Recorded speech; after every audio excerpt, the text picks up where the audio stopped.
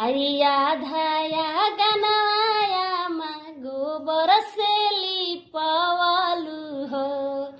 आधाया गनवाया मा गोबर से लिपवालु हो। आधाया गनवा कैलु जोग सुनाया मा हो। आधाया गनवा कैलु जोग सुनाया मा हो। इहो जे जोगवा कैलु अपना दामाद के हो।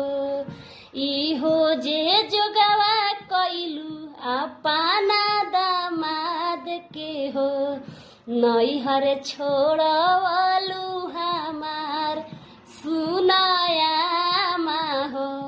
नैहर छोड़वलु हमार सुनाया मा हो।